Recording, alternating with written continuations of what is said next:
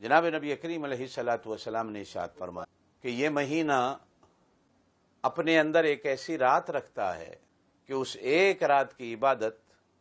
1000 مہینے کی عبادت سے بھی زیادہ اللہ کے ہاں درجہ رکھتی ہے۔ 1000 مہینے کو اگر سالوں پہ شمار کیا جائے تو 83 سال کے قریب سال بنتے، اور 1000 مہینے کی اگر راتوں کا حساب لیا جائے تو کم از کم 30,000 راتیں بنتی۔ اب ایک بندہ 83 سال تک مکمل طور پر اللہ کی بندگی میں گزارتا ہے، یا 30,000 راتیں مستقل طور پر اللہ کی بندگی میں گزارتا ہے، اور اس امت کا ایک فرد جسے اللہ یہ رات نصیب کر دے، اگر زندگی میں اسے ایک بار یہ رات نصیب ہو جاتی ہے تو اس ایک رات کی عبادت اس سے کہیں زیادہ بہتر ہے، اس لیے کہ قرآن پاک نے جو الفاظ استعمال فرمائے وہ یہ کہ لیلۃ القدر خیر من الف شہر، کہ 1000 مہینے سے بھی زیادہ۔ اب وہ کتنا زیادہ وہ میرا اللہ جانتا ہے، وہ قادر مطلق ہے، وہ ہمارے اندازوں سے بھی زیادہ۔ صفریں ختم ہو جائیں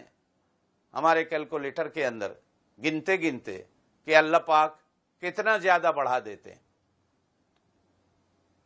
جناب نبی کریم علیہ الصلوۃ والسلام نے تو ارشاد فرمایا کہ یہ اتنی عظمت والی ہے کہ اگر کسی نے صرف عشاء کی نماز جماعت سے پڑھ لی اور فجر کی نماز جماعت سے پڑھ لی تو بھی اللہ پاک اس کو محروم نہیں کرتا، اس کو بھی اللہ پاک پوری رات کا اجر اور ثواب دے دیتے۔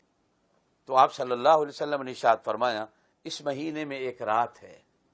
جس رات کو لیلۃ القدر کہا جاتا ہے، جو پورے سال کی راتوں کی بادشاہ ہے، پوری لیلاؤں کی بادشاہ ہے، جسے لیلۃ القدر کہا جاتا ہے۔ اللہ ہم سب کو نصیب کر دے۔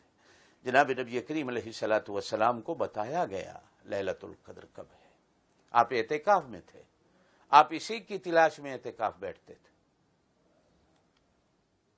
بتانے کے لیے نکلے تو دیکھا کہ 2 مسلمان آپس میں اونچا اونچا لڑ جھگڑ رہے ہیں، اونچی آواز نکل رہی ہے مسجد میں۔ تو جناب نبی کریم علیہ الصلوۃ والسلام سے اس رات کی وہ تائید و تصدیق آپ کے دماغ سے محو کر دی گئی اور آپ کو بھلا دیا گیا، اور آپ نے فرمایا تمہارے اس جھگڑے کی نحوست نے، تمہارے مسجد کے اندر اس اونچے بولنے کی نحوست نے لیلۃ القدر کی تعیین جو ہے وہ مجھے بھلا دی۔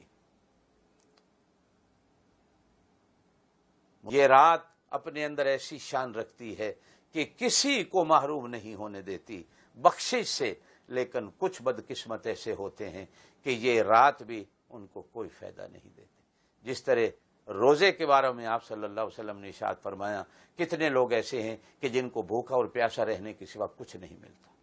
حالانکہ روزہ انسان کو جنتی بناتا ہے، رمضان انسان کو جنتی بناتا ہے، لیکن کچھ لوگوں کو بھوکا رہنے کے سوا اس مہینے میں بھی کچھ نہیں ملتا، اس رات میں بھی کچھ لوگوں کی بخشش نہیں ہوتی۔ تو جناب نبی کریم علیہ الصلوۃ والسلام نے ارشاد فرمایا ماں باپ جس سے ناراض ہو جائیں اور وہ ماں باپ کو راضی نہیں کرتا، ماں باپ جس سے روٹھ جائیں اور وہ ماں باپ کو راضی نہیں کرتا، لیلۃ القدر میں بھی اللہ پاک ماں باپ کے نافرمان کی بخشش نہیں کرتا۔ وہ ساری رات عبادت میں پڑا رہے، وہ ساری رات سجدے میں پڑا رہے، ساری رات اللہ سے معافیاں مانگتا رہے، جب تک ماں باپ سے معافی نہیں مانگتا، جب تک ماں باپ کو راضی نہیں کرتا، جناب نبی کریم علیہ الصلوۃ والسلام نے ارشاد فرمایا اس کی بخشش۔ ہاتھ باندھ کر، ہاتھ جوڑ کر اگر میری طرف آپ دیکھ رہے ہیں، میں اپنے بہنوں سے، بھائیوں سے، جوانوں سے کہوں گا اب بھی وقت ہے، اب بھی وقت ہے کہ جائیے اس رات کے آنے سے پہلے اپنے ماں باپ کو راضی کر لیجیے۔ آپ صلی اللہ علیہ وسلم نے ایک بار خطبے میں ارشاد فرمایا کہ میری مجلس میں، میری مسجد میں وہ نہ آئے جو قطع رحمی کرتا ہے، جو رشتہ داریوں کو توڑتا ہے، صلہ رحمی سے منہ موڑتا ہے،